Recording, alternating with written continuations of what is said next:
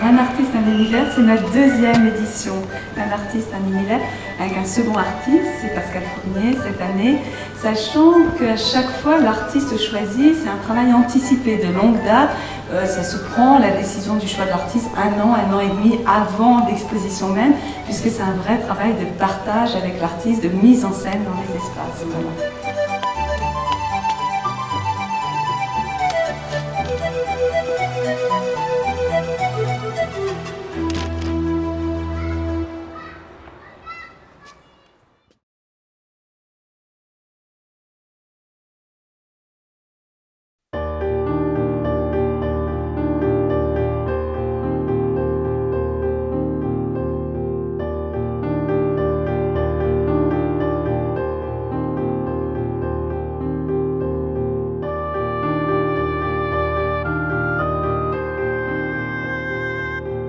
Alors, un artiste, un univers, c'est parce que nous, on a un musée d'histoire locale qui raconte l'histoire et le patrimoine de la ville de Saint-Cloud. Mais je voulais que ça soit une seule manifestation par an, très forte, avec le choix d'un seul artiste qui montre tout son univers. Alors, la rencontre avec Pascal, je m'en souviens très bien, c'était un été. Je suis allée dans son atelier et j'ai vu les oiseaux, ces fameux oiseaux dans son jardin. Et après, j'ai vu ces grandes peintures qui étaient bâchées à moitié, qu'on ne voyait pas bien. Et je me suis dit, mais là, moi, j'ai des espaces au musée pour montrer ça. Et c'est vrai que ça me passionnait, ce travail de la couleur, de la matière. Et puis après, il y a les partages, les rencontres, l'idée du jardin, l'installation, tout ça, c'est passionnant. Les espaces sont grands, parce que la rotonde est quand même tout à fait impressionnante, et qu'ils soient prêts à donner du temps, à être présents, à partager. Voilà. Ça m'a beaucoup intéressée, parce que d'être là, au milieu de ces œuvres, revenir, il y a toute une réflexion, c'est très enrichissant pour moi aussi.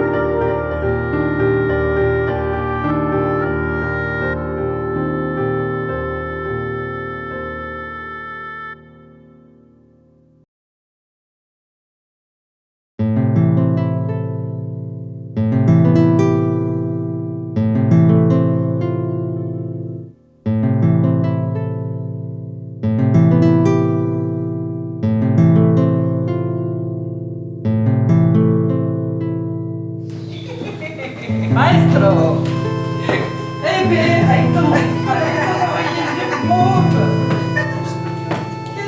C'est adorable de nous recevoir, c'est génial!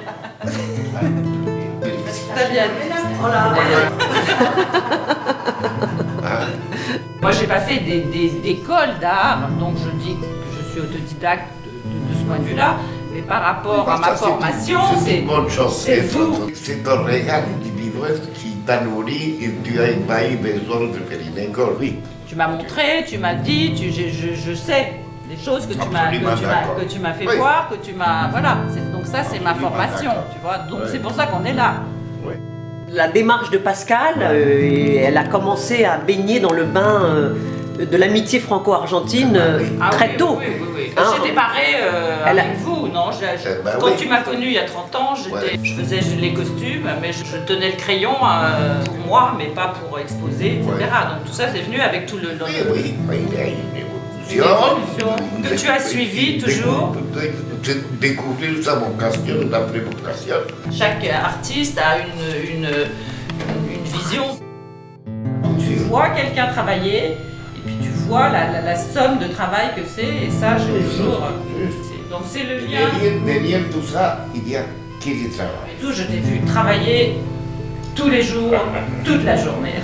Et si je ne travaille pas tous les jours, toute la journée, je déprime. Tu déprimes.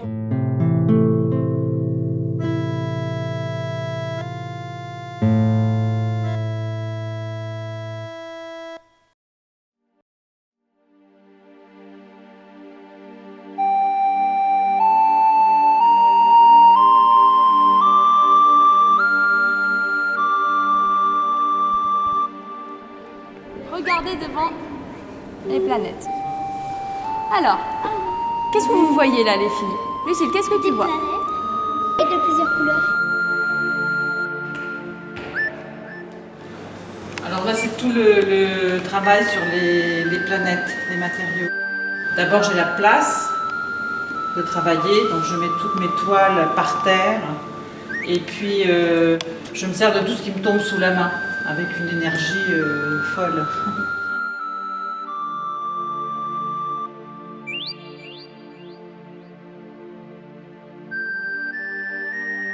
C'est un truc un peu magique, c'est un travail de fusion d'éléments entre les liants, les pigments, la terre, la colle, le sable et la toile qui est au fond, ou même le papier qui est marouflé dessus. C'est tout un travail de fusion. Quand ça marche, c'est extraordinaire. L'exposition s'appelle Envol, et en fait ça c'est l'espace, c'est le saut dans le vide. En fait c'est pratiquement le mythe d'Icare, parce que moi je me jette dans le vide, c'est comme le saut de l'ange.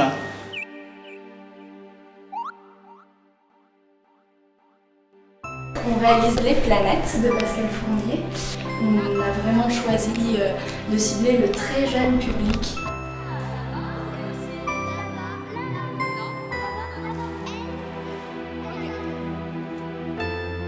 Donc ils ont créé leurs couleurs, comme l'artiste. Ils ont créé leur noir ici en broyant du charbon. L'artiste avait amené du kaolin. Ils ont vraiment créé leurs couleurs, écrasé la craie et créé donc toutes ces magnifiques planètes que vous avez autour de vous, avec du bois. Toute la matière transparaît, le sable coloré, tout est présent. On sent vraiment la matière qui jaillit de ces planètes, à l'instar des œuvres de l'artiste.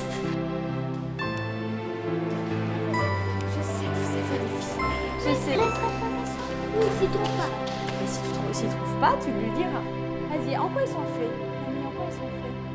En terre, t'as dit. C'est ça? Alors comment elle a fait? Elle les a mis dans un moule?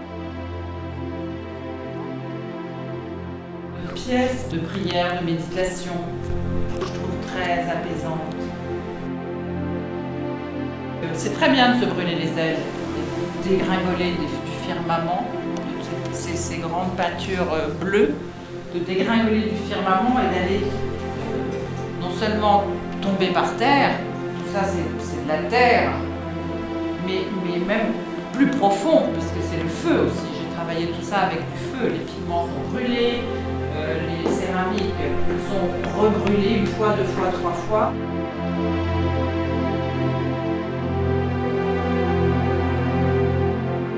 C'est le passage obligatoire, je pense. Alors, le problème, c'est d'en sortir. Il faut vraiment toucher le fond pour ressurgir et ne pas rester.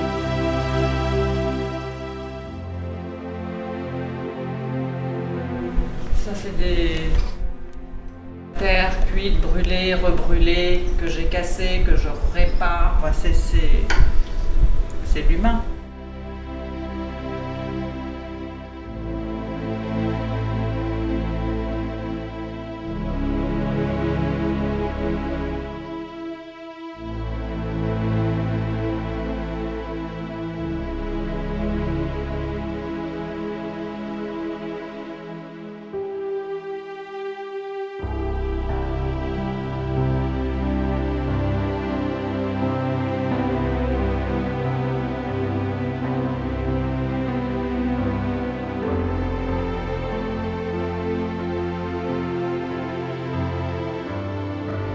retourner à la couleur, ça demande un effort énorme. On va s'asseoir devant le jardin.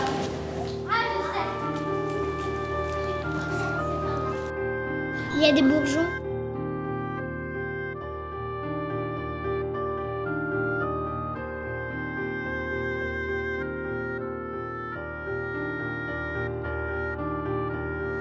Nous étions d'accord avec Pascal de faire de pouvoir insérer, placer ces sculptures dans un milieu complètement naturel. Cette exposition a lieu en hiver, je me suis dit qu'il était intéressant de garder le contexte naturel.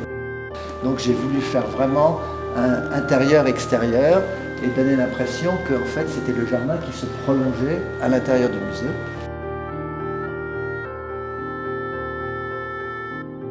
Et qu'est-ce qu'on a devant nous? Des oiseaux. Des oiseaux, des femmes oiseaux. Qu'est-ce qu'elles font? Il y a une maman, et puis il n'y a que des mamans. Il y a un œuf, effectivement. Et s'il y a un œuf, alors d'où il vient cet œuf? En fait, l'œuf, il est venu, il s'est imposé. C'est-à-dire que je voyais dans le jardin, dans cet espace clos, les sculptures, les oiseaux qui parlaient entre eux, etc. Et il me manquait quelque chose. Chacun cherche son œuf, de par ce que ça peut apporter pour le futur, ce que c'est le temps, c'est-à-dire c'est l'avenir. Voilà. Tu lui fais des cheveux, tu lui fais des cheveux comment? Court. C'est une fille, c'est sa petite fille en fait. Ah, c'est sa petite fille.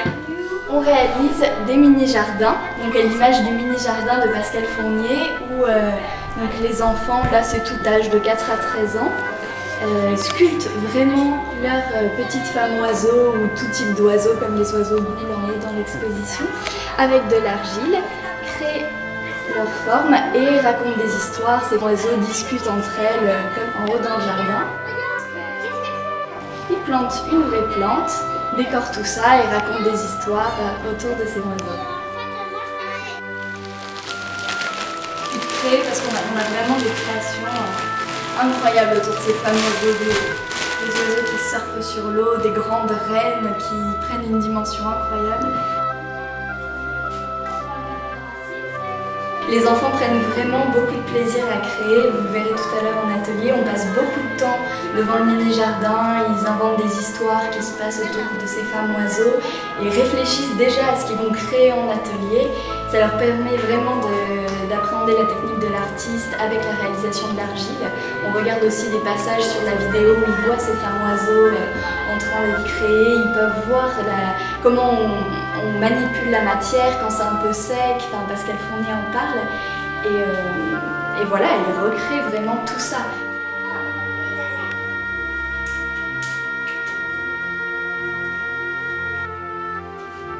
Et c'est très important qu'il y ait un atelier à la suite d'une visite parce qu'ils comprennent vraiment la démarche de l'artiste, ils participent à ses créations, à son rêve, à son univers, et ça se retransmet dans leur univers à eux. C'est un mélange des deux après qui donne naissance à de très